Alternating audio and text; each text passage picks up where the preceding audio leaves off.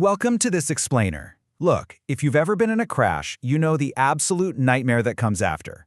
Today, we're going to take that overwhelming, frustrating, bureaucratic maze of California traffic reports and turn it into a totally empowering, stress-free guide. Seriously, if you're feeling buried in paperwork right now, you are in exactly the right place.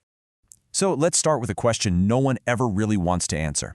Have you ever been in an accident in California and just felt completely lost about how to get your hands on your accident report?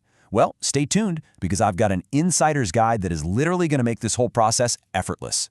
We all know dealing with post-accident paperwork is incredibly stressful. You're trying to recover, you're haggling with mechanics, and suddenly you're thrust into this crazy maze of red tape. But don't worry, we've got the exact solution you need right here. Okay, let's just quickly look at our roadmap for today. We're going to cover why you actually need this report, how to find the right agency, a simple step-by-step request guide, navigating the fees and timelines, avoiding those super common mistakes, and finally, wrap it up with some key takeaways and a legal disclaimer. All right, moving right along to our first section, why you need this document to unlock your claim. Imagine this for a second. You're in a seemingly minor fender bender in a really busy San Jose intersection. Well, without that official police report, it is going to quickly morph into this giant maze of he said, she said insurance disputes. You see, California operates under a system of pure comparative negligence. Basically, that means financial liability is distributed based on exactly who is at fault. So lacking the official report, which is the document that actually contains the officer's observations, the diagrams, and the witness statements, well, it pretty much leaves you totally defenseless in these fault disputes. Now, you're probably wondering, hey, why can't I just Google these reports? Aren't they public records? Actually, under California Vehicle Code Section 20012, these reports are confidential. That's to protect the privacy of the people involved. You actually have to prove you have what's called proper interest to see the unredacted facts. That means you need to be an involved driver, a passenger, a property owner, or an authorized representative like your attorney.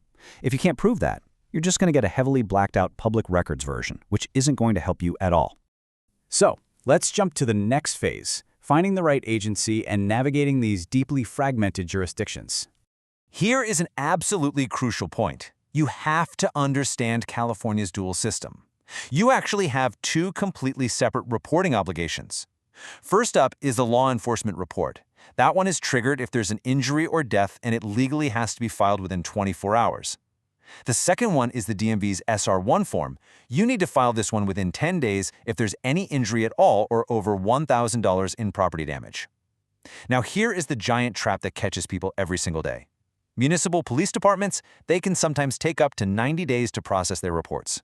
Meaning, you absolutely cannot just wait around for the police report to satisfy your 10-day DMV reporting requirement.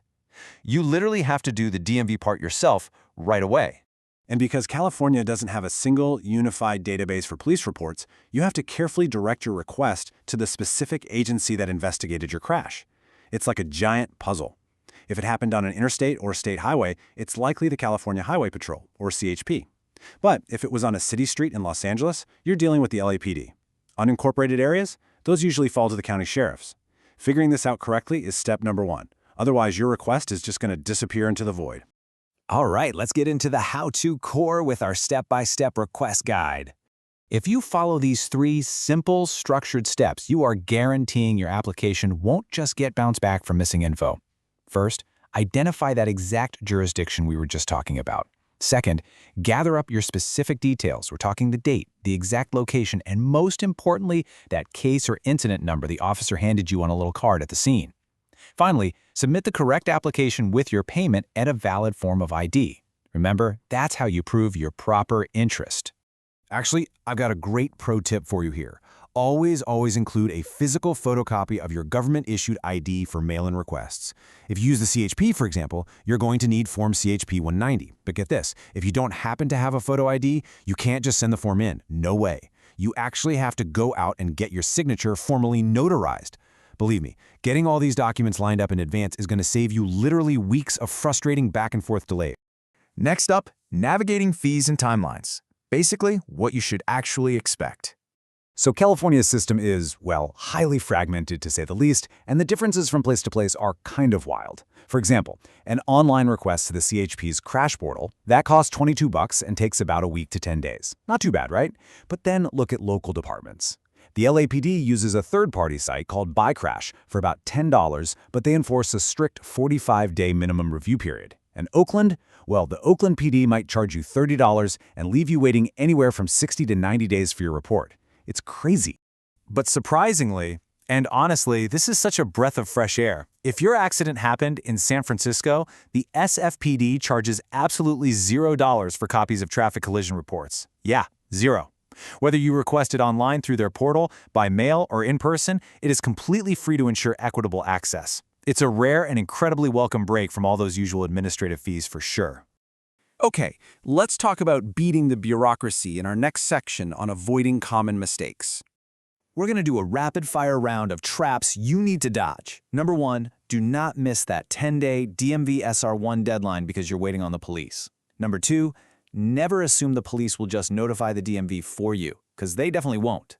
Third, keep in mind that restricted reports, like those involving fatalities, arrests, or minors, they almost always require mandatory mail-in procedures. You can't just grab those off the quick online portals. And finally, here is a perfect example of frustrating bureaucracy. If you're mailing a check to the San Jose PD, you have to literally write not to exceed $16 on the check itself. If you don't, they might just reject the whole thing.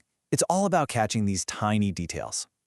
And what if the other driver hits you and just refuses to cooperate? Or worse, runs off, but you manage to snap a pic of their license plate?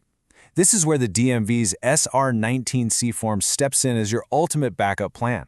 By filing an SR19C with the DMV's Financial Responsibility Unit, you can legally request the insurance details the other driver was mandated to file. Or you can get an uninsured motorist certification, which is exactly what you need to finally file a claim with your own insurance company, a real game changer. All right, we made it to the final section, our key takeaways, the legal disclaimer, and wrapping this whole thing up. So here's your ultimate checklist to take away today. Identify the responding agency immediately. Don't wait. Make sure you file that SR1 with the DMV within 10 days yourself. And definitely use the online portals to save time whenever your accident qualifies for it.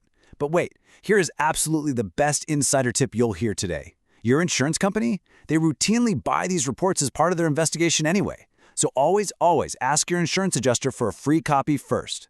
It's basically a secret weapon that'll save you the administrative fee and a whole lot of hassle. Now, please remember that while this guide demystifies the process and hands you the tools you need, it is strictly for educational purposes. Every single accident has its own unique circumstances, so you should always consult a qualified personal injury lawyer for your specific case. We want to make sure your rights are fully protected. So, you now hold the insider knowledge you need to beat the red tape. You know exactly where to look, what forms to use, and how to avoid all those hidden traps. But after seeing just how insanely fragmented and complex this process is, from San Diego all the way up to Oakland, it really leaves you wondering, doesn't it? Will California ever finally unify its 58 counties into one streamlined crash portal? Well, until they do, you're ready. Thanks so much for joining this explainer, and hey, stay safe out there on the roads.